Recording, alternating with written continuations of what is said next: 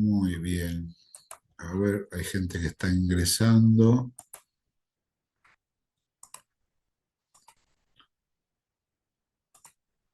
Ahí está.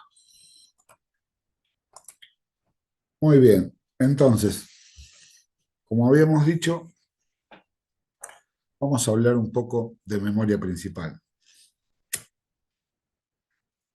En realidad, desde que comenzamos la cursada, ya es un tema que se ha visto, se ha tocado, o sea que tenemos ciertas nociones de lo que es la memoria principal. Buenas noches a la gente recién llegada, Cristian y alguien más. Cristian, hoy te creo que me mandaste un mensaje, ya lo contesté, no sé si pudiste escuchar el audio. No, no escuché nada. ¿Qué? ¿Un audio? Perdón.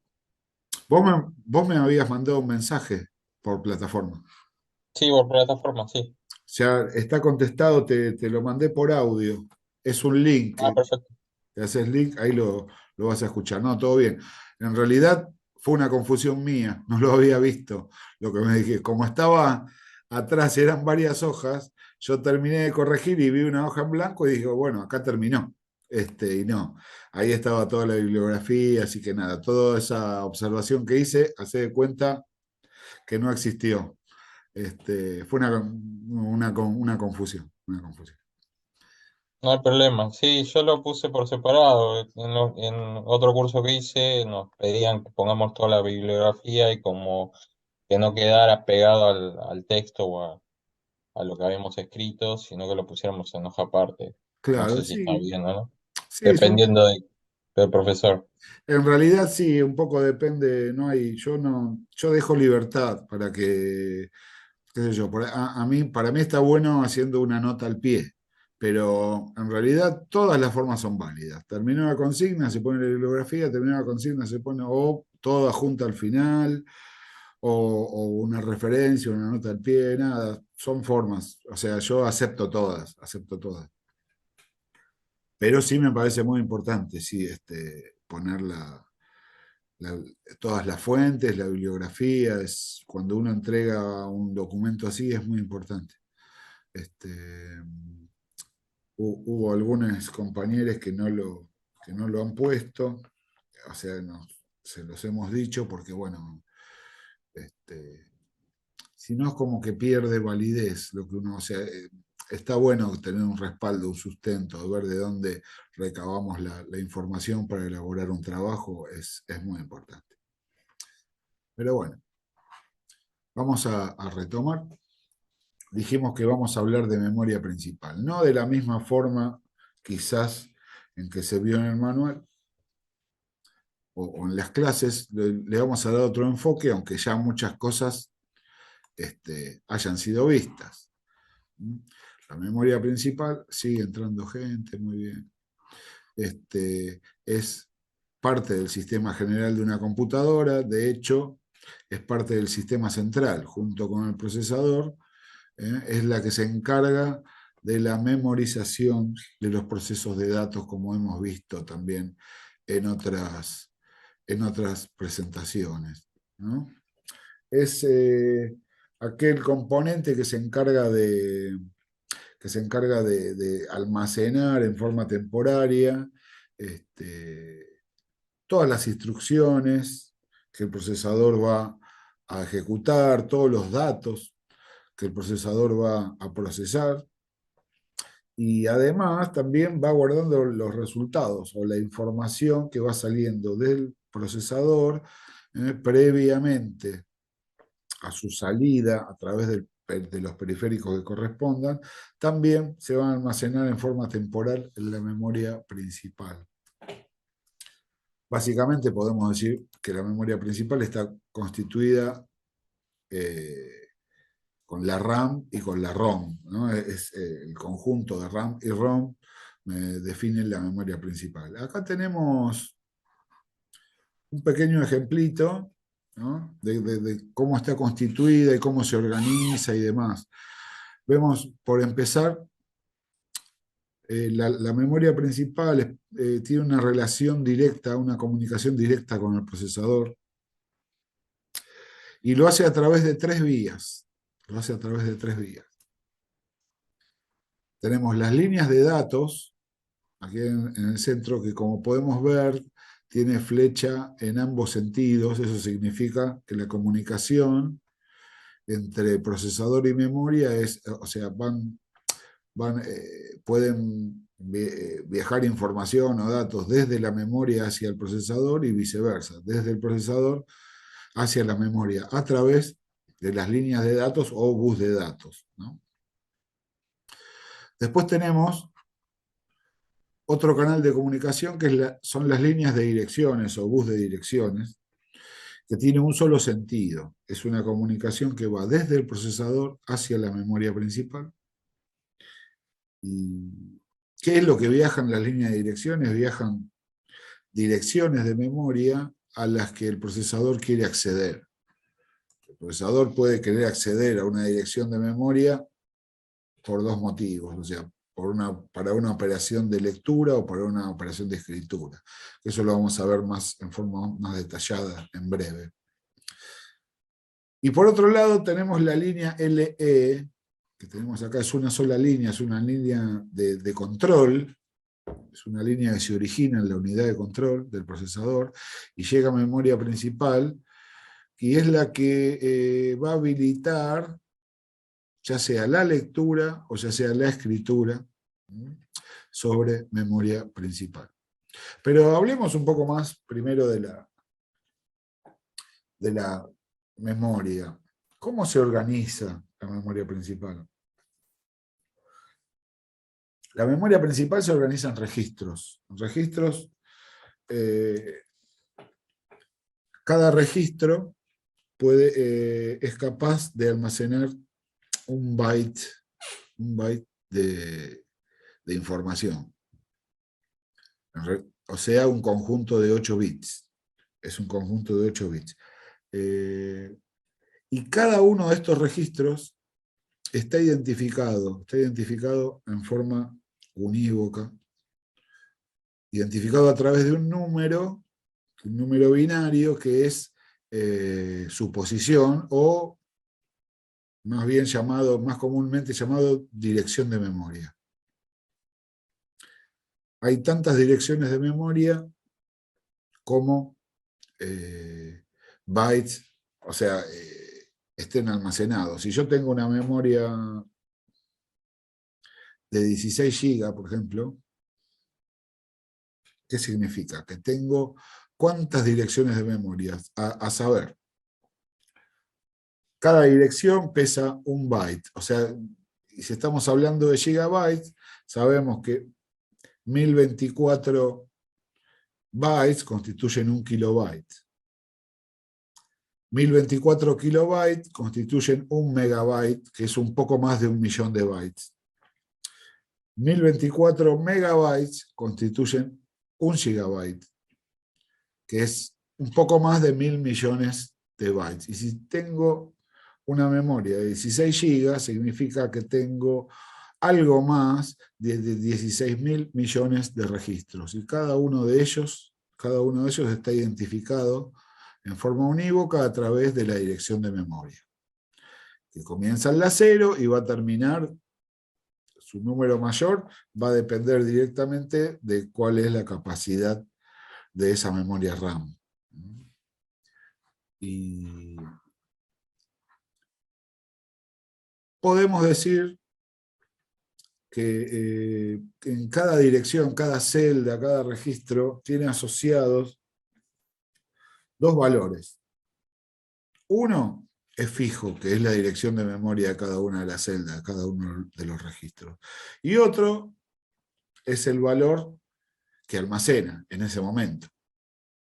Hablando de la RAM, podemos decir que es una unidad volátil, significa que en el momento en que se apaga la computadora, se borra todo el contenido de la memoria RAM. O sea, es un almacenamiento temporal. Es la llamada memoria de trabajo. ¿Está? ¿Se entiende? Y la organización de todos los dispositivos es de a un byte. Por más que a veces sucede que se está guardando un dato que pesa más de un byte, por ejemplo, un dato de tipo entero, en el lenguaje que sea, por ejemplo, en C++ sería un tipo int, pesa 2 bytes. O sea que para guardar un dato de tipo entero, cuando definimos una variable y la creamos, se crea un espacio en la memoria principal destinado a esa variable, y va a ser un espacio de 2 direcciones, de 2 registros, y van a ser consecutivos físicamente. Físicamente van a ser consecutivos. Si el dato pesa 4, van a ser 4 direcciones seguidas y así. Lo mismo pasa con las instrucciones. Hay instrucciones que pueden pesar 3 bytes, otras instrucciones que pueden pesar 4, depende del código máquina. Y ese código máquina tiene una relación directa al modelo de procesador.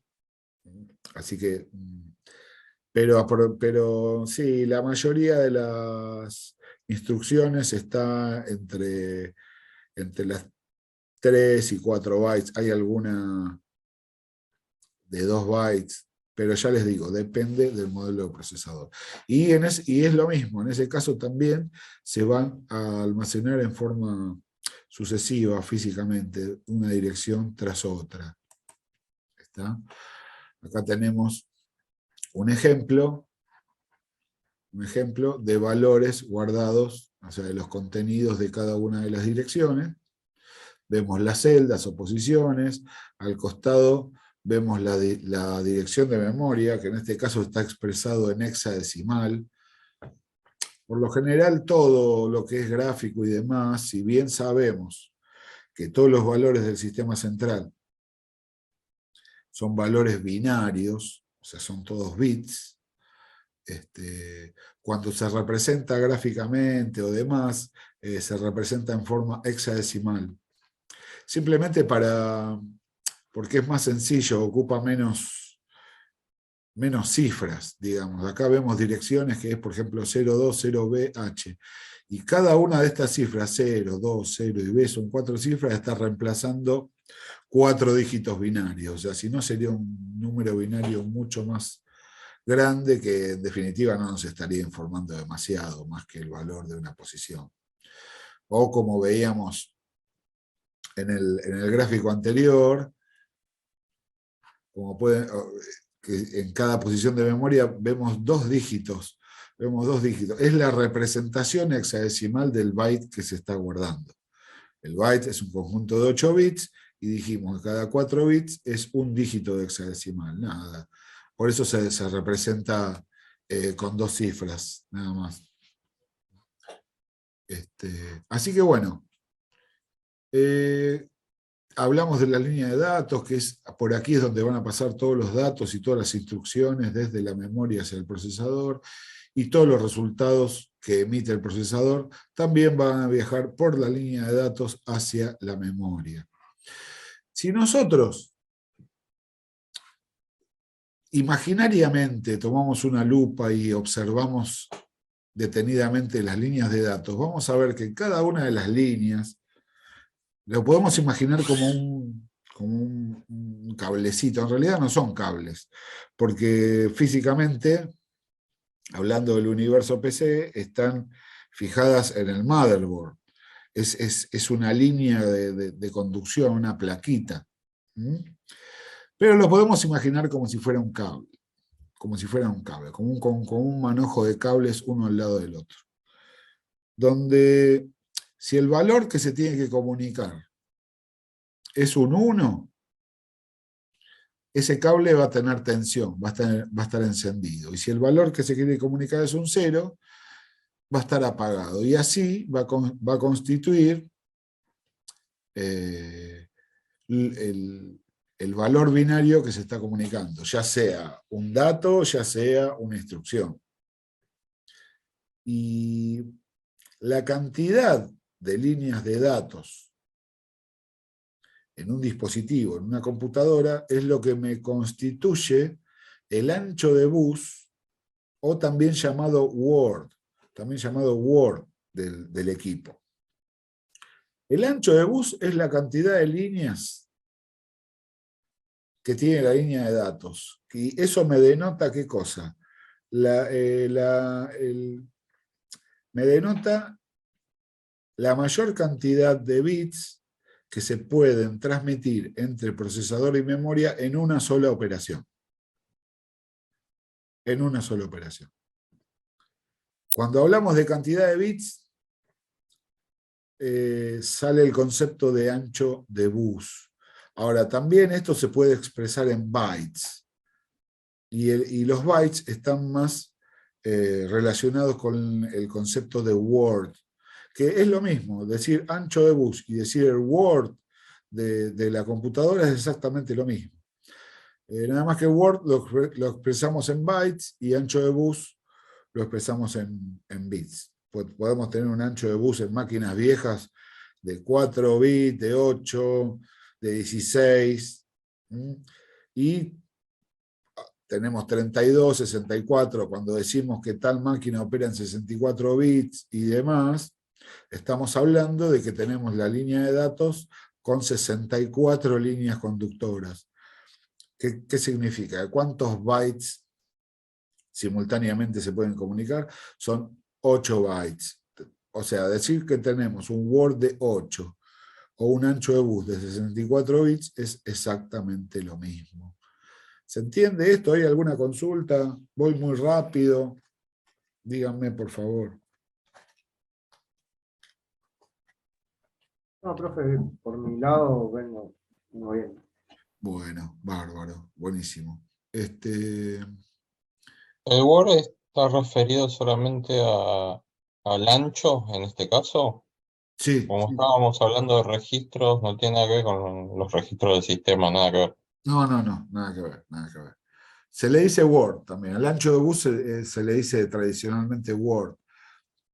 Y se asocia, cuando uno habla de Word, uno lo expresa en bytes. Tengo un Word de 8. Es lo mismo que decir tengo un ancho de bus de 64 o 64 bits. El ancho de bus, por lo general, se expresa en bits. O sea, 64, 128, 32, depende del equipo. Yo siempre tuve una duda, profesor. ¿El CPU y el GPU trabajan con la misma cantidad de No bytes? necesariamente, No. no necesariamente.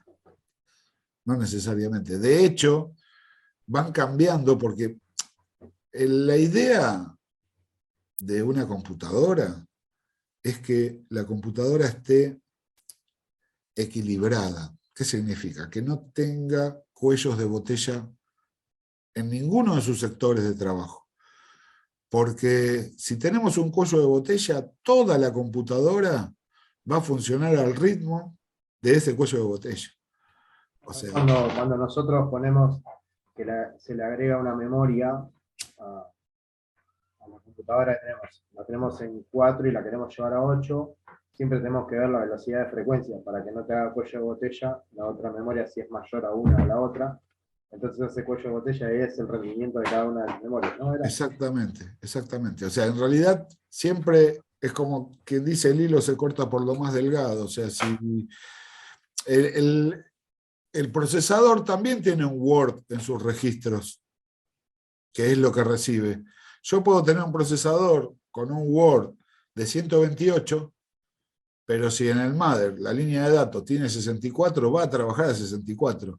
Y eso, ¿en qué me resulta? O sea, una caída de mi relación costo-beneficio terrible, porque estoy desaprovechando parte de los recursos. Estoy desaprovechando parte de los recursos. Por eso siempre se habla de un sistema equilibrado. Y para que haya un sistema equilibrado, es, por ejemplo, no necesariamente tienen que tener el mismo Word, un CPU y el GPU. O, por ejemplo, la frecuencia de reloj del procesador es distinta a la frecuencia del reloj del bus, digamos, que determina el ancho de banda de bus. Que también tiene un reloj, también emite una señal que se mide en megahertz y demás, pero no necesariamente es la misma. O sea, no funcionaría bien si fuera la misma, porque, digamos, se desbalancearía el sistema. Y siempre se tiene que tender al equilibrio, más que nada para un aprovechamiento integral de los recursos, ¿no? Que el sistema sea equilibrado. Hoy en día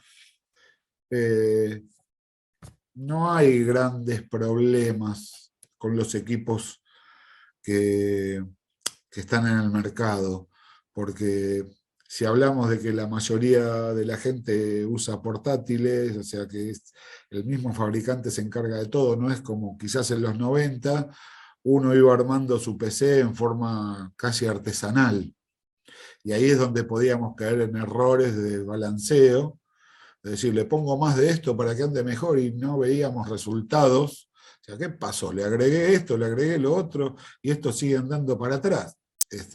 Y bueno, también era una época en que éramos todos un poco autodidactas, o sea, no había mucha información, ¿no?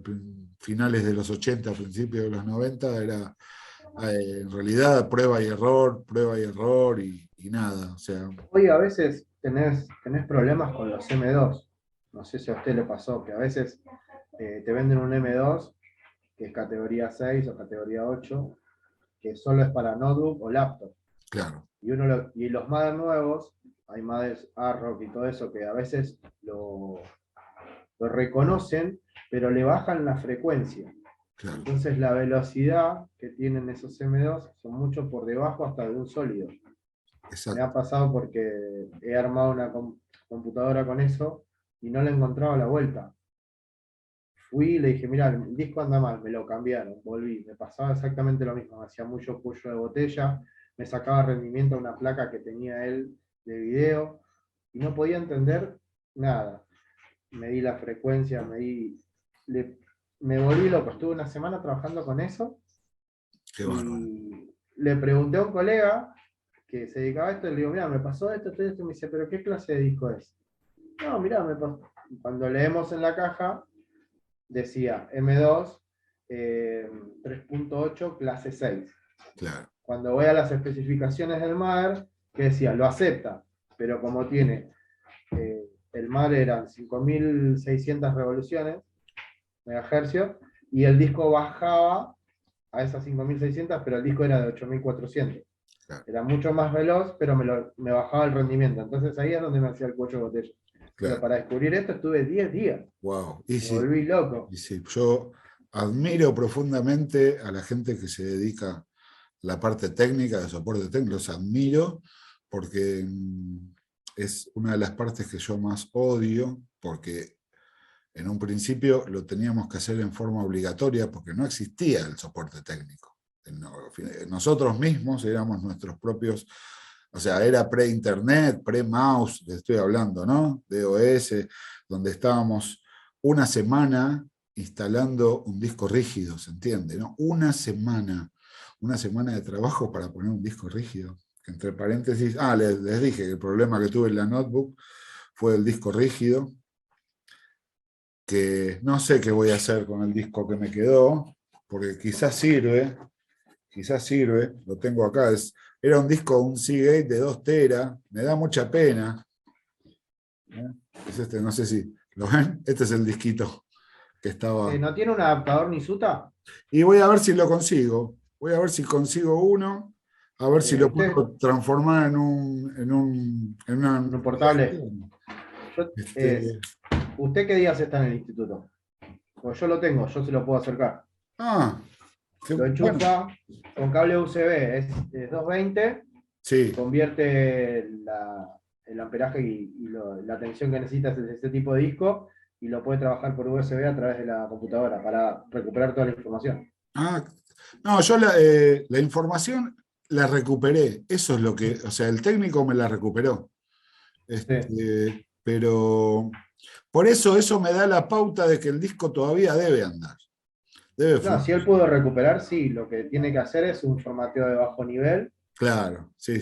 Donde va a recuperar todas las celdas. Sí, El famoso revaling de disco. el FDISC, sí, ya soy, Sí. Dios. Me lleva al pasado, me lleva a mis cosas más, pero nada. Y ahora le puse un Un sólido. estado sólido, un Kingston de 1 tera. Sí. De Les puedo 5400. decir que ahora la máquina vuela. Sí. Les puedo decir, me lamento que perdí 2 teras de disco, que en realidad, para ser sincero, venía usando 650 gigas y había mucha cosa de más, que ahora pegué una limpiada y debo estar usando 300 nada más. Pero eso redundó, ahora vuela, la máquina vuela, vuela. Pero también me da pena perder ese disco, así que sí, yo en el instituto estoy todos los días, menos los jueves. Menos los jueves estoy todos los días. Bueno, ¿hasta qué horario está? Pues yo podría por ahí pasar al mediodía. Pero no, tranquilo. No, yo estoy a la noche. Ah, Yo estoy a la noche, pero sí, veo dónde lo puedo. Además, nada, o sea, hay que comprarlo eso, o sea, eso no es gratis. No sé dónde lo venden tampoco. Bueno, ya iré a averiguar dónde me lo no, regalan. por internet lo puedo, por Mercado Libre lo puedo comprar. Ah, está bien, Están sí. accesibles. Por eso, de última, no creo, si no llega a andar, tampoco es que voy a perder tanta plata, hice el Lo intento. bueno de eso es que recuperas tanto disco SATA como disco SIDE, porque Claro. tiene los dos adaptadores. Ah, qué bueno, qué bueno. Entonces, no, se acuerda que antiguamente el disco IDE era poner una manguera en otra máquina para hacerla en serie, trabajar los dos discos, por eso. Y esto es directamente 220, enchufás el disco, le da la tensión que necesita y a través del USB te refleja todas las particiones del disco y si tenés alguna dañada te la dice, te la trata de corregir. Es el Claro. mejor invento chino que hay. Sí, totalmente. Totalmente. Sí, no, la verdad que ahora está volando. Ahora está volando la máquina. Bien, y nada. Pero si puedo recuperar, sería 2 teras para backup, pero nada, ya estoy, pero. Ahora estoy usando la nube, que me salvó la nube en todo este tiempo. Pero las cosas, qué sé yo, como no la tenía sincronizada, lo último que había hecho, no lo tenía. Pero por suerte lo recuperé. Por suerte lo recuperé. Tengo que sincronizar mi nube. Pero bueno. Bueno, buenísimo, vamos a seguir.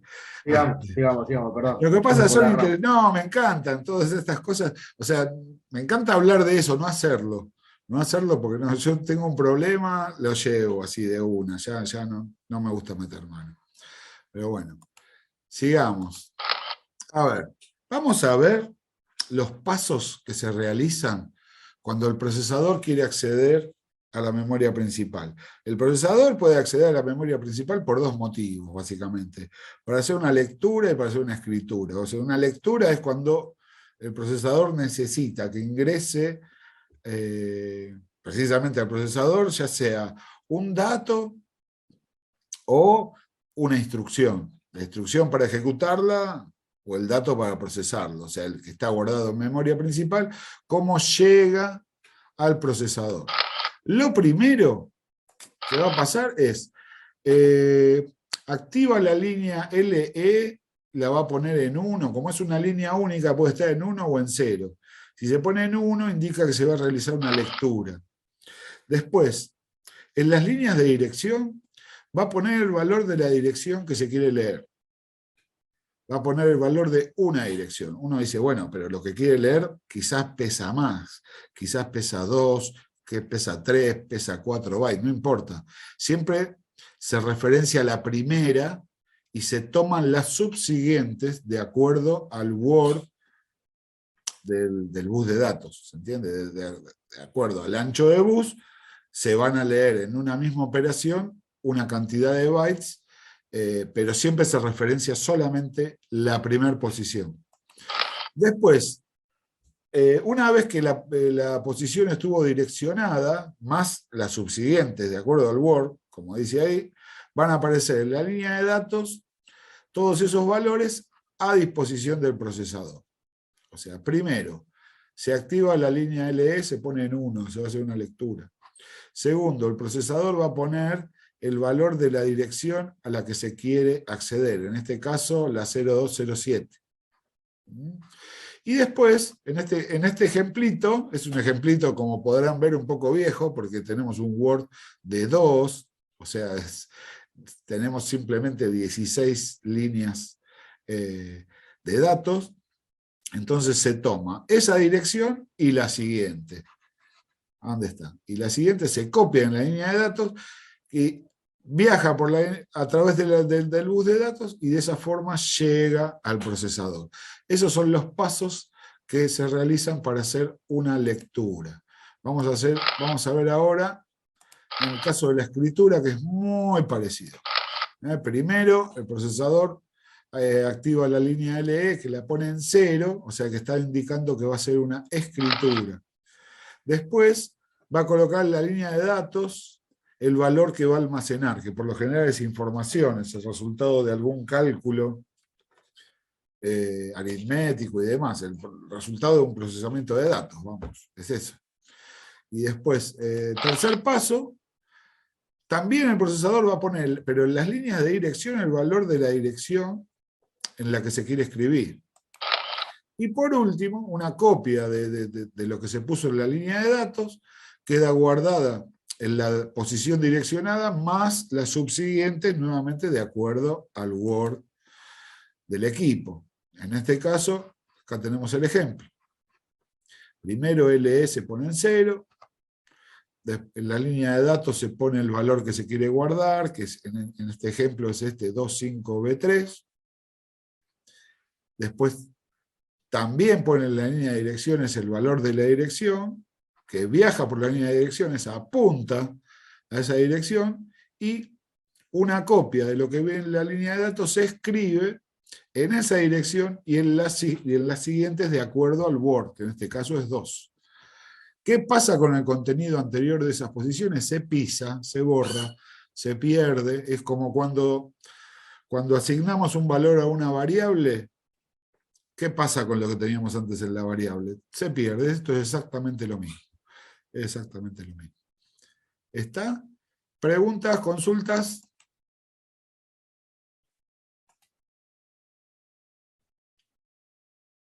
Muy bien. Bueno, y ya estamos llegando, justo nos queda 1 minuto 50. Quizás podemos charlar un poco más, si quieren nos volvemos a conectar, si tienen alguna pregunta, algo de lo que quieran charlar de la cursada, acá estoy, aprovechemos el encuentro para eso, así que, no sé, depende de ustedes, gente. No, por ahí yo tengo dudas en el sentido de, no bien de cómo serían el tema del final, sobre todo esto. Vamos a trabajar todos los contenidos. Sí, del final tengo reservado el último encuentro que vamos a hablar exclusivamente del final. Ah, listo. Pero... Y después, más que nada, de las presentaciones. Y mi duda era, porque yo a veces cito que tengo libros de informática viejos, porque bueno, hay muchas cosas que... Perdón. Si se corta, nos reconectamos, porque se corta en cualquier momento. Dale. Sí, te estoy escuchando. Si quieren, nos reconectamos y seguimos. Ah, dale. Dale, vamos. Ahí volvemos. Como quieran. Buenísimo.